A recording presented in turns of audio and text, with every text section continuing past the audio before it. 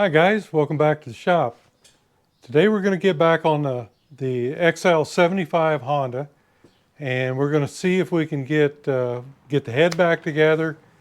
Uh, I think we're still going to have to do a little bit of machine work, but it's pretty basic. Anyhow, we need to get the head back together, and we'll just move along and see how far I can get. If I can get the cylinder on, then that'd be great. If not, then we'll have to do that next time. But I'm going to work that direction, and you guys just come on along. Okay, we're going to lap ahead here. I've already put some green magic marker on there, and we'll put a little soap and water with some 400 grit wet and dry paper. And let's just see what we've got here.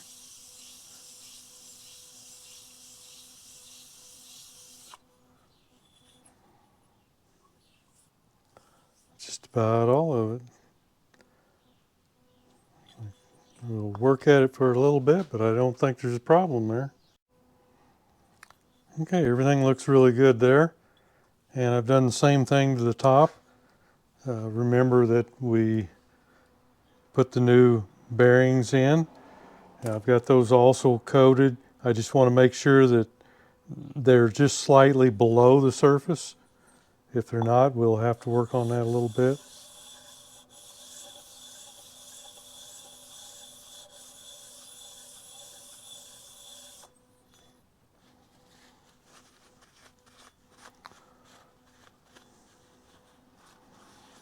Okay, yeah, see,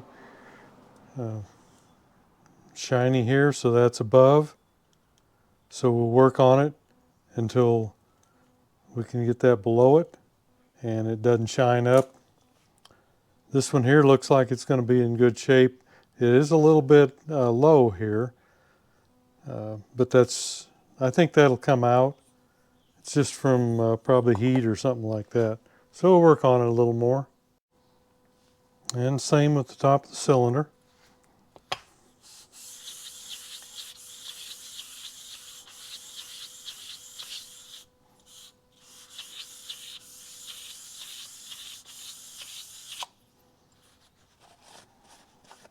Now we think we've got a little issue here. I imagine the gasket would have sealed it, but we're going to work on it a little bit here. Okay, when I lap this area here, and I had the two corners of it was the wide one, insert that were not flush.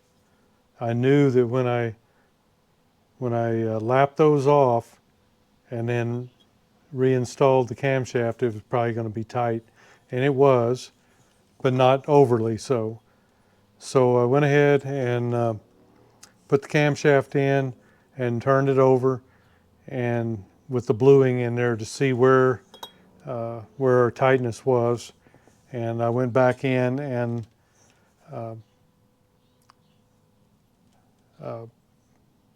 took out some out of the insert, just where it was tight, and did everything again.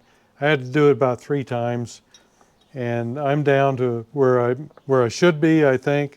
When I had it set up the first time, I was just right at 3/1000ths on each one, and I'm back there now. Thanks guys, don't forget to thumbs up. Thank you.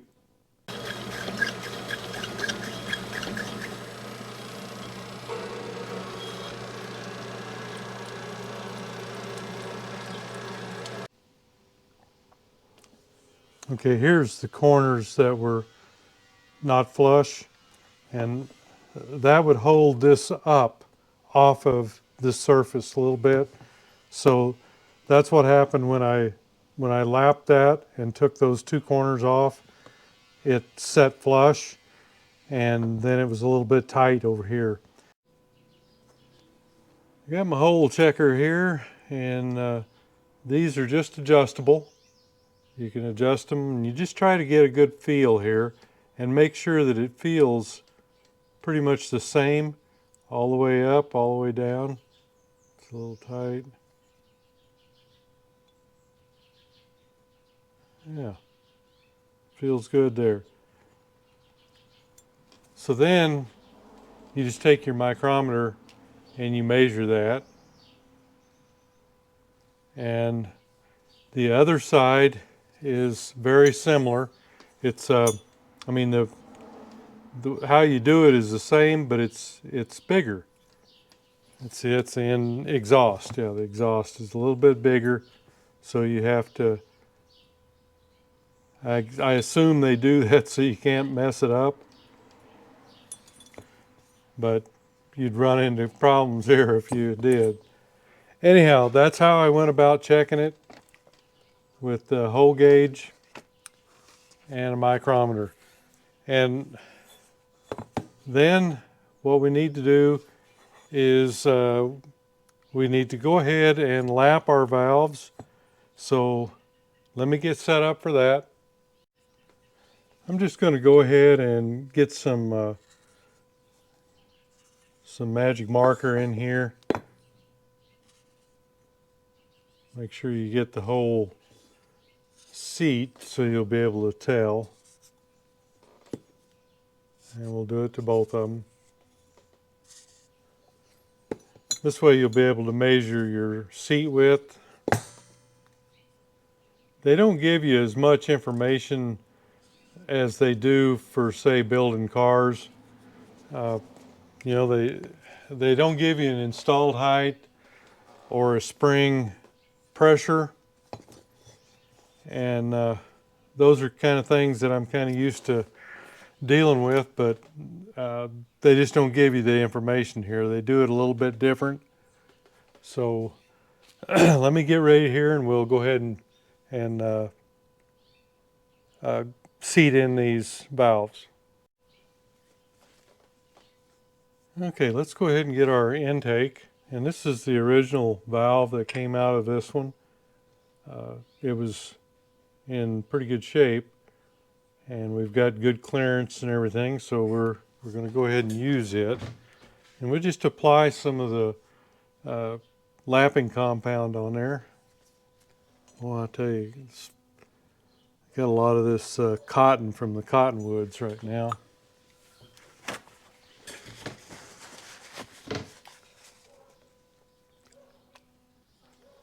And then we just get our lapping tool here.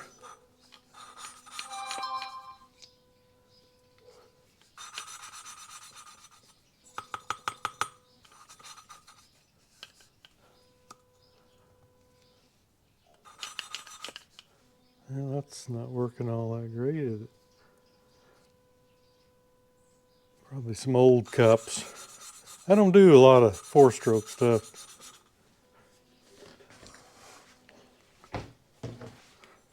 Get out of your way there, you can see. And you just pop this a little bit, and that helps redistribute your compound.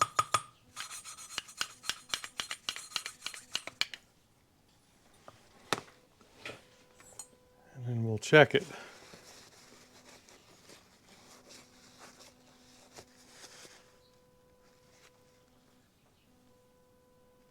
So you can see the gray. I should have put some magic marker on the valve too. But here you'll be able to see the seat, and we'll be able to measure the seat width.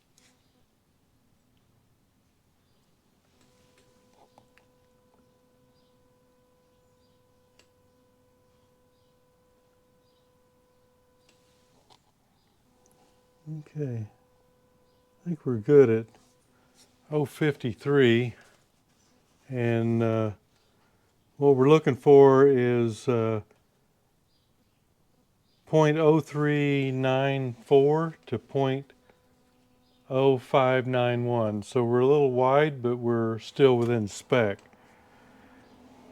Now the other one, the exhaust, this is remember when we tore this apart, if you're watching, this one was bent. Let me put some magic marker on that and so I can kind of show you. Should have done that on the other one.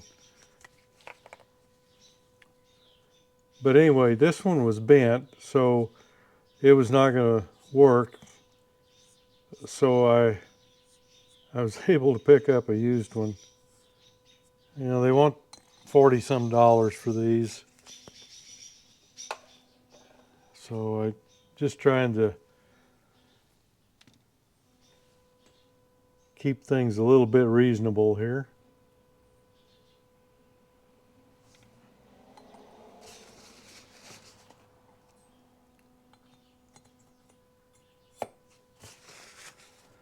And then the same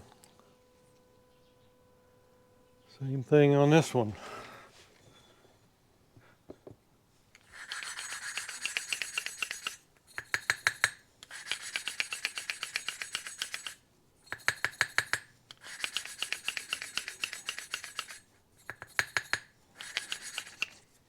It's stuck a little bit better. Like I say, I just don't use this kind of stuff very often, and it's probably getting kind of wore from just sitting there. Usually use it on lawnmower motors more than anything.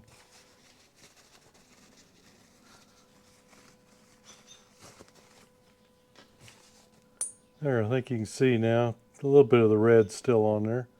We got a nice width to the head of the valve there, so we're not getting too thin. Oops, excuse me. You got to watch that.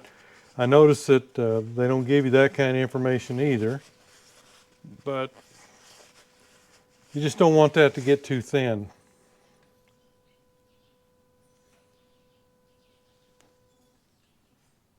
So there you go.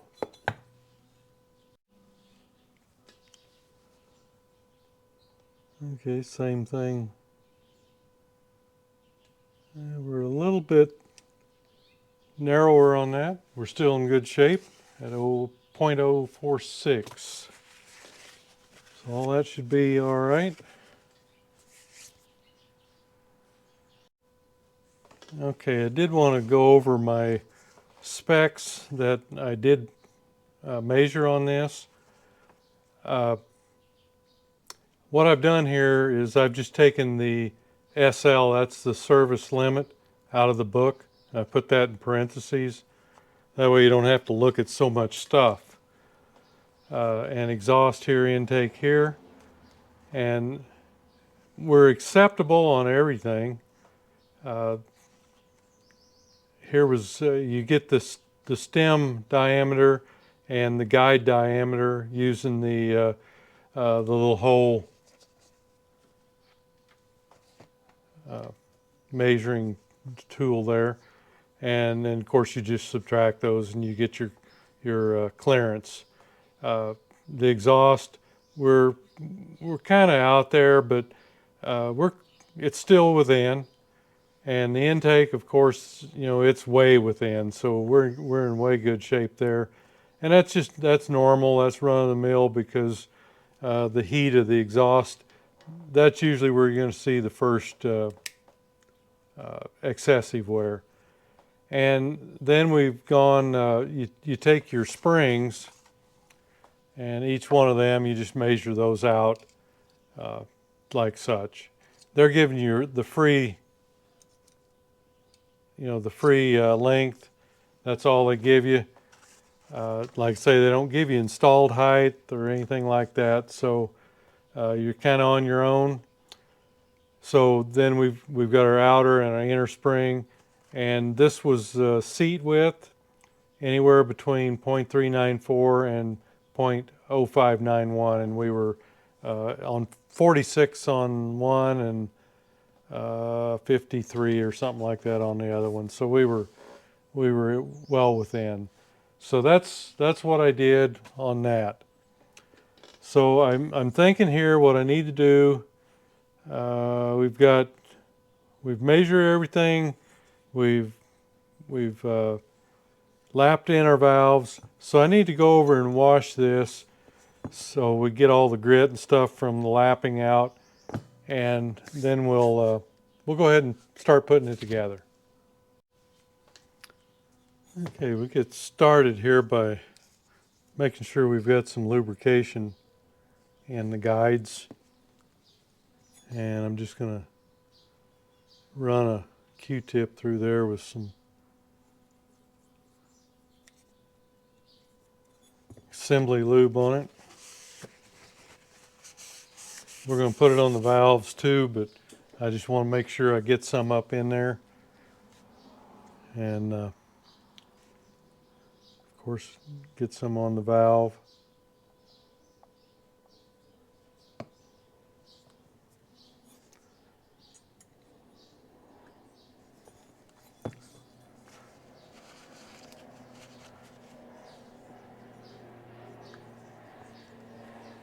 And we've got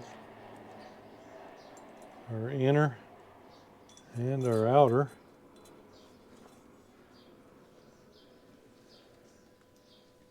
Oops, wait a minute. I almost forgot. We've got our shim down here.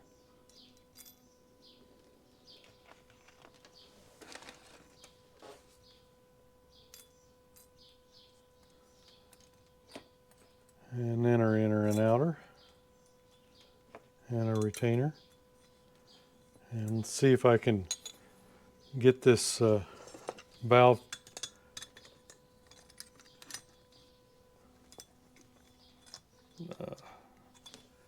tool here to work for me again. I was able to do it. I think I've got to get it way out here like this.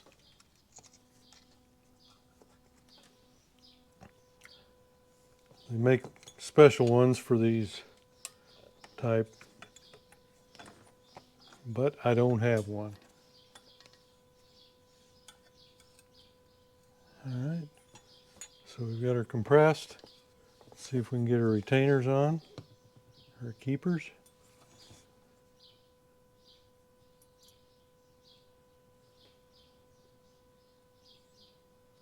Gotta spin that one around there. And then get our other one on. I think that's it.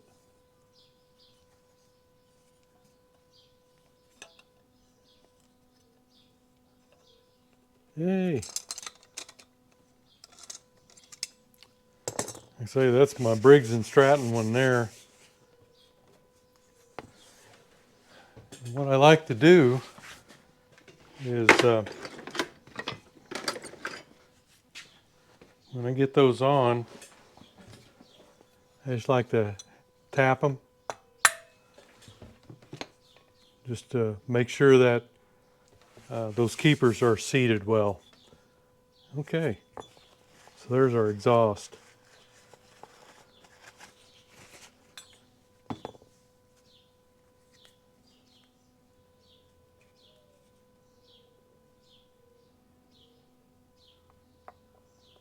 A lot of that pushes off when you push the valve in.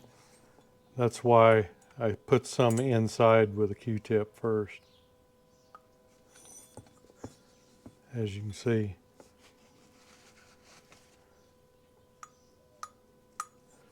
And all the same stuff. We've got our washer, our shim, and our spring.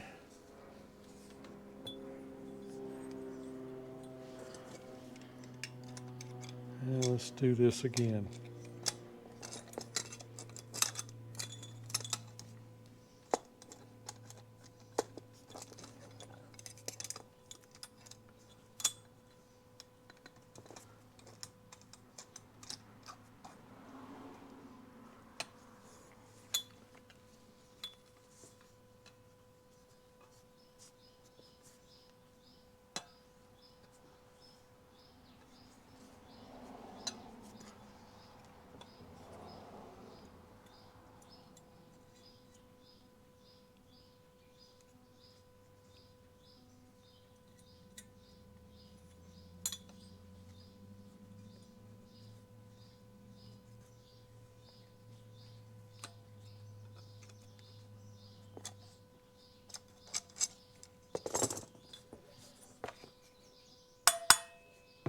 Okay, there we go. So I did forget that the exhaust had a seal on it. Intake did not.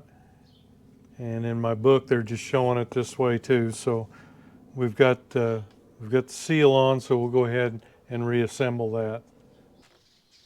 All right. Put our rockers in. And again, there we're going to get some oil in there.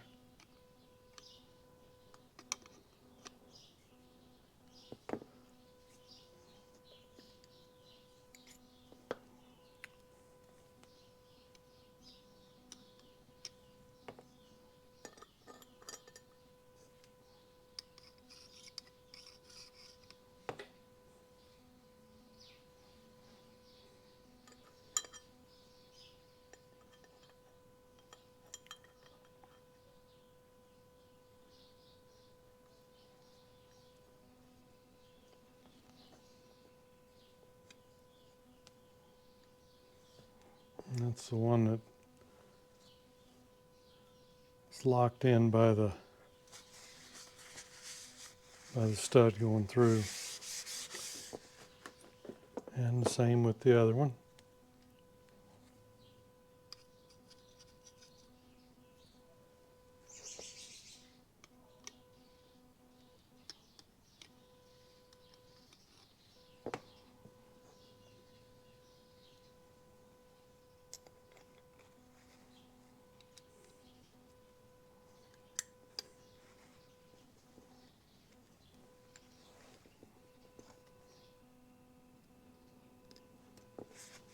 All right.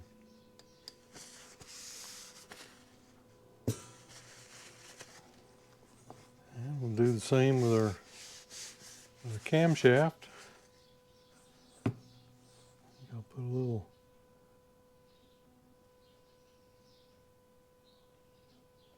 drop of the assembly lube in there.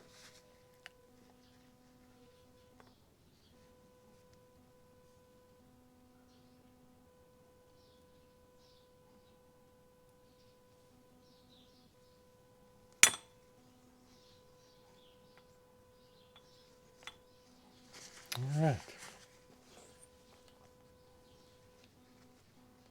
Put those down. And see if we can get this oriented right. Get some assembly lube in the top of them and on our rockers.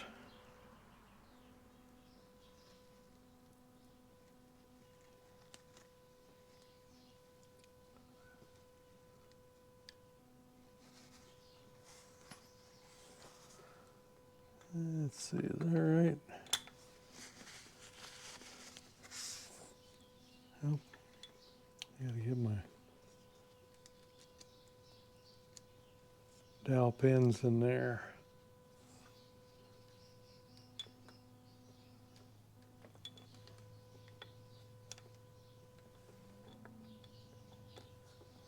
I think we're around the other way. Story of my life. Had that thing off 50 times or more probably. Okay, let's get the rings on here.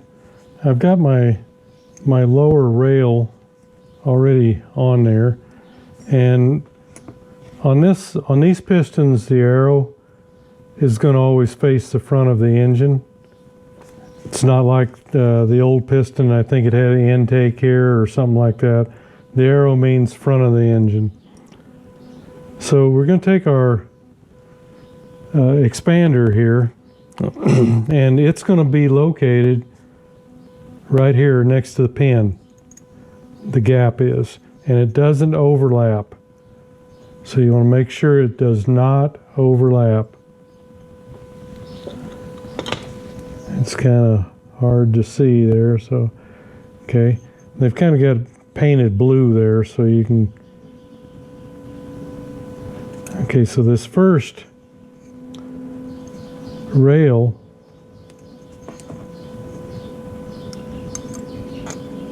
is going to just drop right in on top of it right there.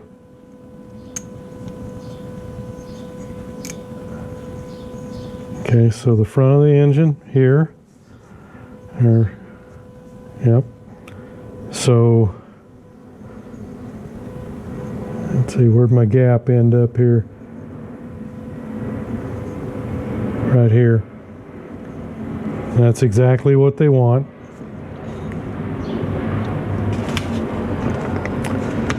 I've got the instructions here. Okay, right here is the front of the engine. Here's your oil expander gap. And the bottom oil rail is right there. And that's where it is. And now we're going to install the upper one. And it's going to go right over here.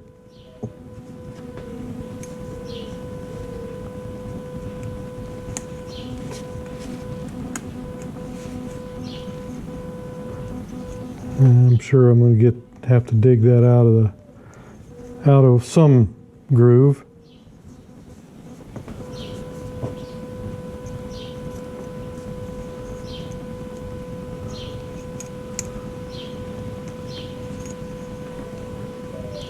Quit moving on me.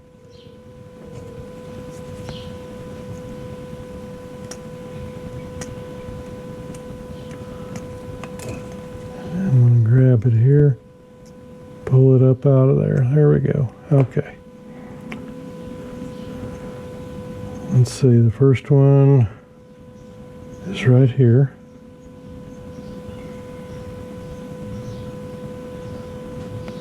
So actually I need to get that around there. Let me move that around. All right. Got it moved around here to the side. So the bottom gap is right here and the top gap is going to be right here. And I've got it started. I've just got to work it around until we get it to drop in. So there we go. So the front of the engine, upper gap, lower gap, and the gap for the expander is right here. So that should be all good, and it doesn't overlap. Okay, this I'm sure is going to be kind of difficult to see, but the gap, I think you can see it right there. That does not get overlapped. You can see that they're butted together there. Okay, so that is on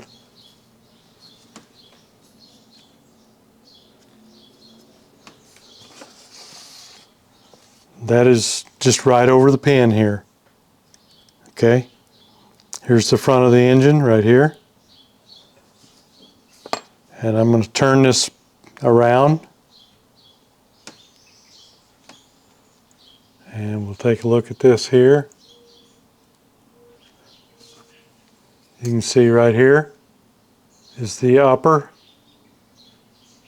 land gap or rail. The upper rail gap right there. And if we go over this way, there's our lower one right there. And then in order to get to our expander gap, we go all the way around here. And it's right there.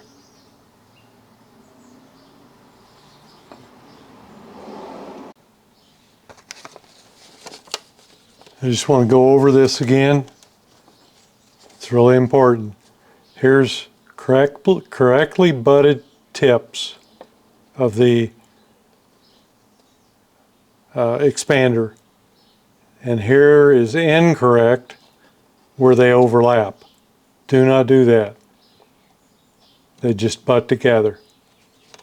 Okay? And then again, front of the piston this way, or front of the engine. One rail gap here, and the other one here, and your expander gap over here. Okay, let's look at the other two rings. First thing you want to do is check to see which one goes where, and this one is the second one. You can see it here. It will not fit in the upper groove. This one does, and of course it's extra loose down here. Okay, so this is the only one that's going to go in there. So that's your second one. Now let's take a look.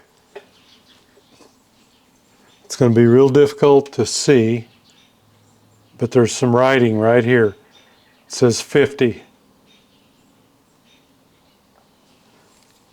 Okay, so that's going to go up. The writing always goes up. And this one we can position where we want it later. So we're going to try to get it past the first groove and into the next one, just like that. These we can position. Okay. This one here, this is the top one. You can see the writing right there, N50. That's going to go up. Your writing always goes up.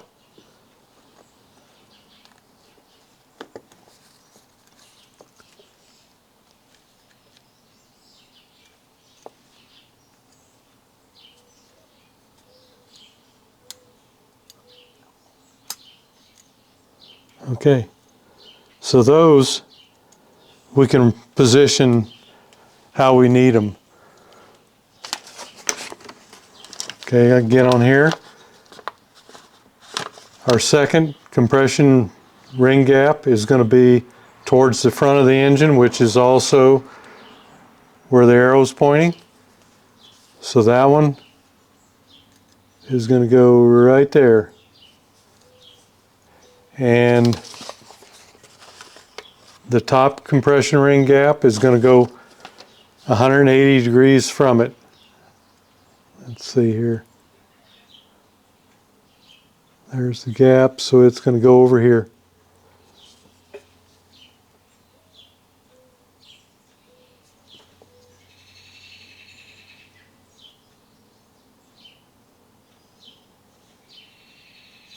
This one needs to be moved to right there.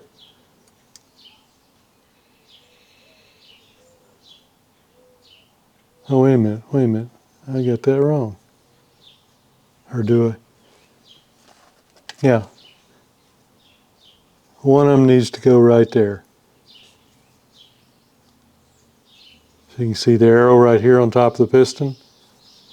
And there's your lower gap.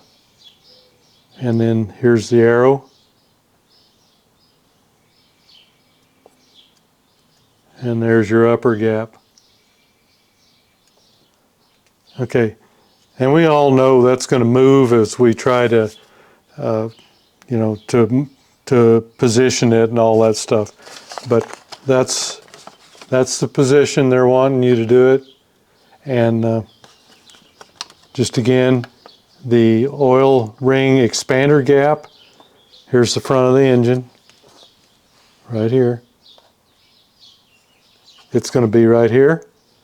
One of the oil gap oil rails, they say the top one here. All they're wanting you to do is make sure these are not in the same place. So one of them is here and one of them is here. And then your second ring end gap is going to be right there at the front. And the top one is going to be towards the back. And there's a lot of information here about the rings. If you've got bevels, if you don't have bevels, so on and so forth. So be sure to go through this. The one thing that I could not find on here is the arrow. So I went to the website and it definitely says that the arrow always goes towards the front of the engine. Okay, so On the old piston, I believe the intake, it said IN right here. You would put that in accordingly. But on the Wiseco, the arrow points towards the front of the engine. Go ahead and get one keeper in.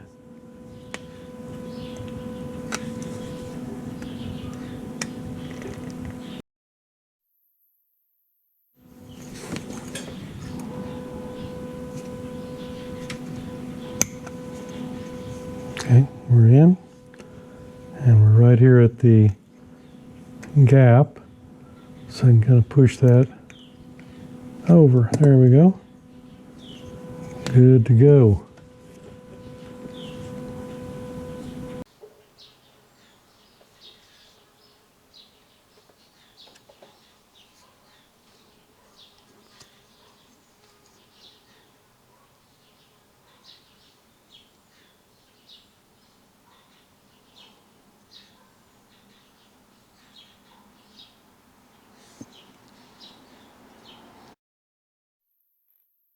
Okay. I've got it started here. Hoping I can still get the pin in and get. I may have to kind of jockey the oil ring around a little bit to get it going, but I think I can get it in. And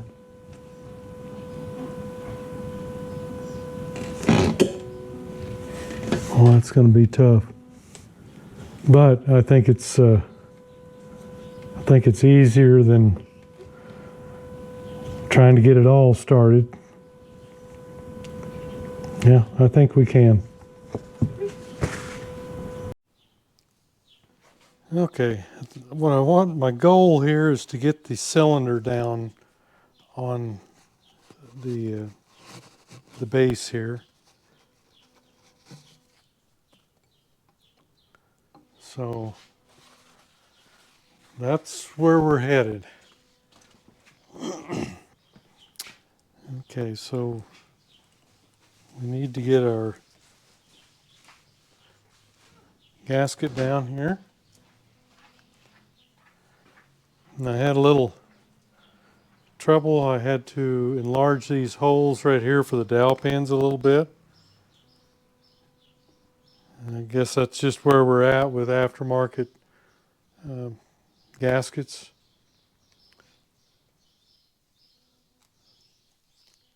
Just about all of them that I do. It's not just these. You have to kind of mess with things.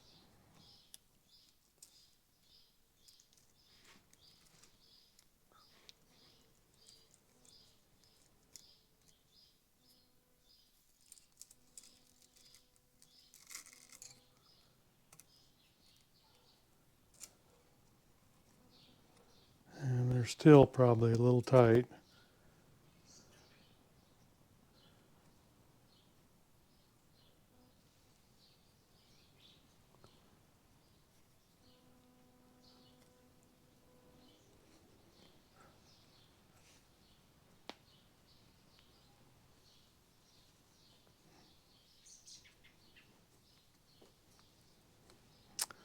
And looks like we're even blocking the hole just a tad there for the oil.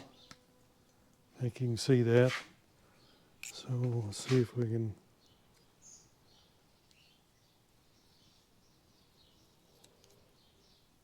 open that up a little bit.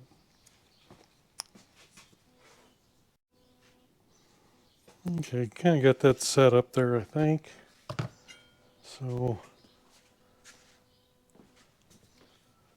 what we'll do is get some oil in the piston there and on the pin.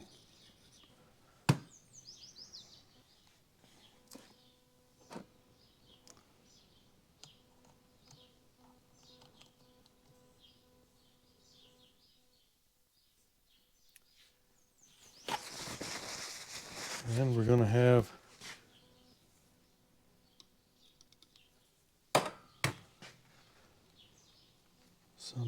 too.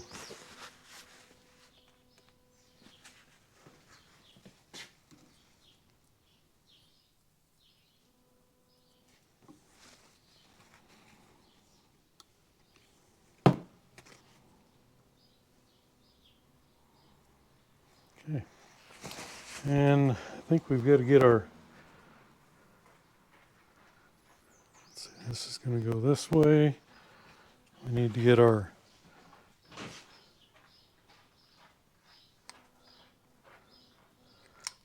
looks like I'm going to pull my piston pin out for just a minute while I get that chain guide in there.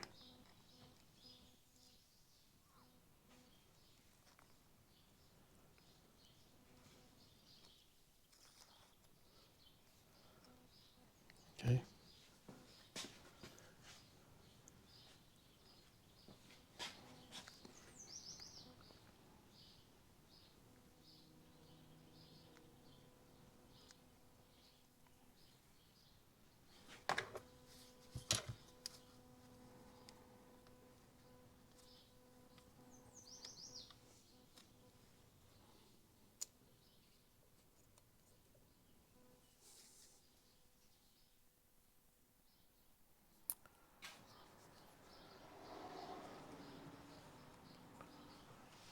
Okay, don't know if this is going to work, but we're going to try it.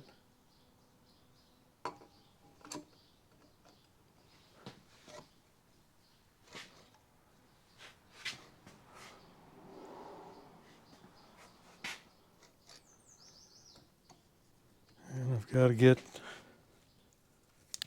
chain up through there.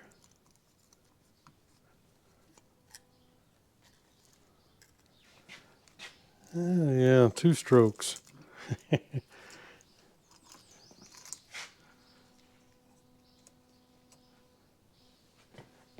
All right, now, oops, gee, everything. My rod pulled out there.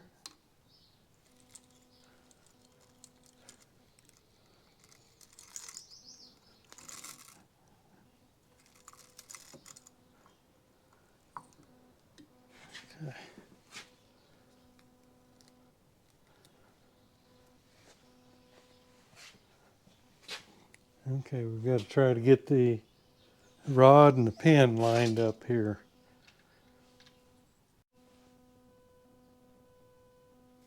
Thanks, guys. Don't forget to thumbs up. Thank you. Okay, I've got the pin started, and before I close this up, I'm going to squirt some oil down there in that on the crankshaft on that big end bearing. All right. So I've got the keeper in on this side. Now I've got to get all this kind of closed up again.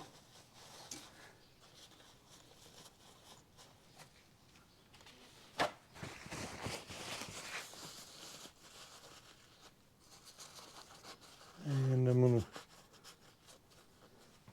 let's see, I've almost got that in. Okay, there it is all the way in. You can see it there. So I've got to get the keeper in on the other side.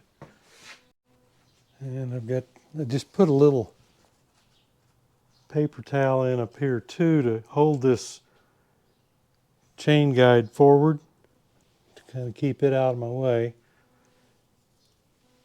And this is not going to be a real easy thing to do. I've still got some open places here.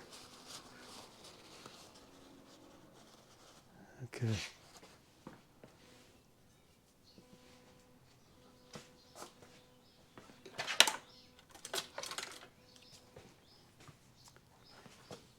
So we'll get this one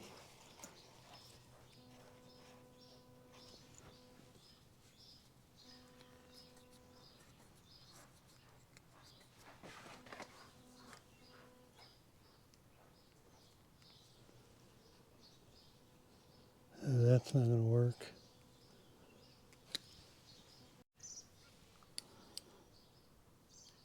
Got to have a good pair of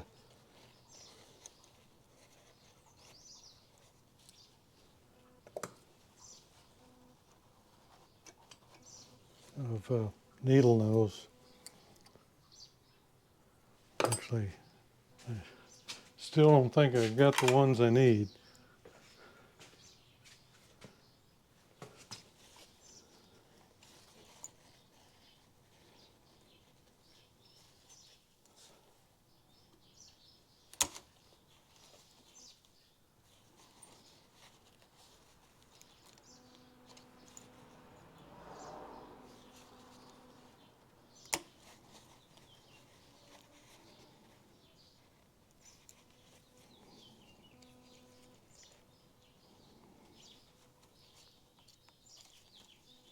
Well, that's a tough one.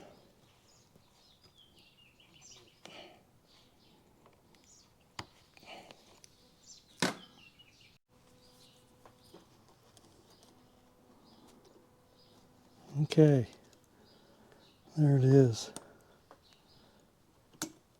Just got to move it down out of or into the slot there. Let me get an awl, and then we just try to move that, slide it around. There we go. Okay, good.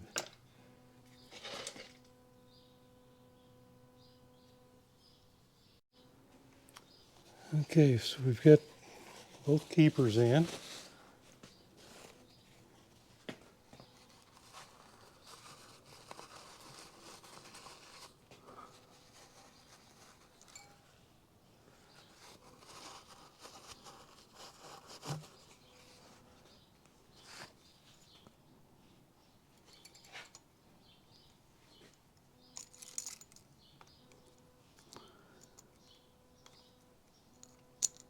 And one last look at her. Yep, that's all on. And get this tied off here for where we're at right now anyway. And we're going to wiggle, wiggle, wiggle, wiggle.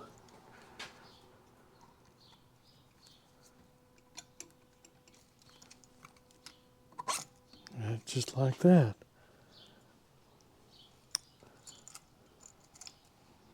I find wiggling is good for getting rings to go in where they need to go.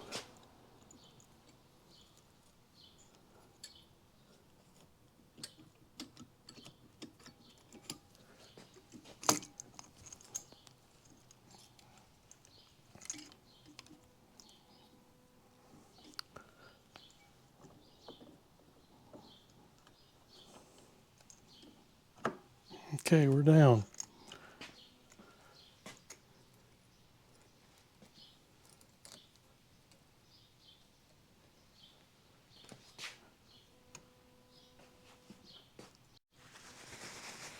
Okay, so everything's looking about like it ought to look, I think.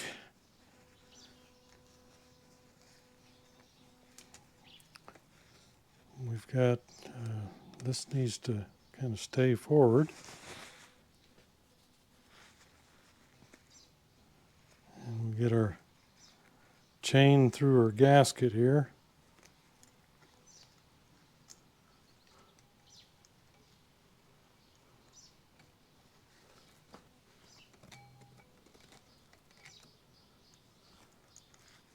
And we got to get that one through there too. A lot of stuff here. Makes you appreciate a two-stroke.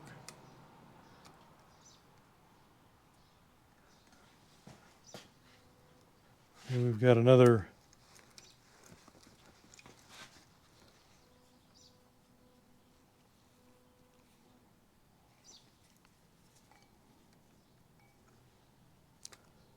the guide goes right in here.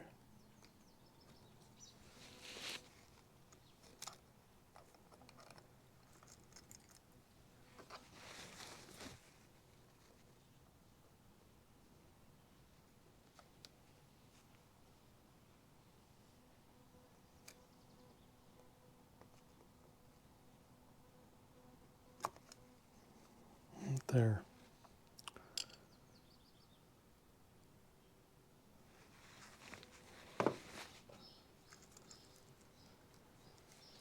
We'll just pull this back down here and tie it again.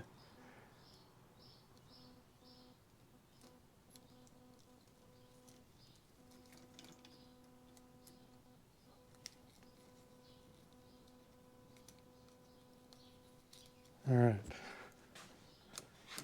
Then goes forward. Everything's still on down there. So, and let's see, we've got a little seal goes right there. Okay. I think that's just about all we got time for. So we can pick this up next time.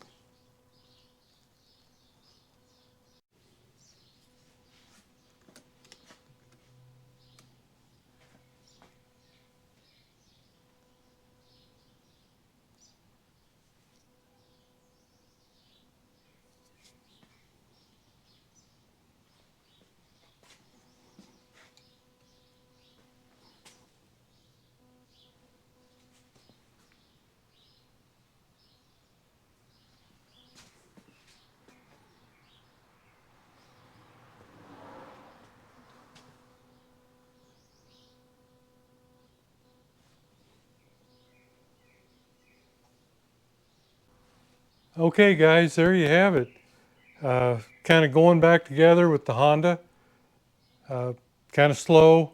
We've had a lot of machine work to do, so it's just all part of it. Trying to get everything repaired and get it back together. There again, you know, the most economical way to do this would just be to get another head, but we wanted to see if we could fix it, and that's what we did. So sometimes it's just, you know, you're trying to do something because you want to try it and see if you can do it. And that's what I did in this case. But we're headed back together, and it shouldn't be too long now. And hopefully we can get it back in the frame and see if it'll run. So hey, thanks for going along on the ride. See you next video.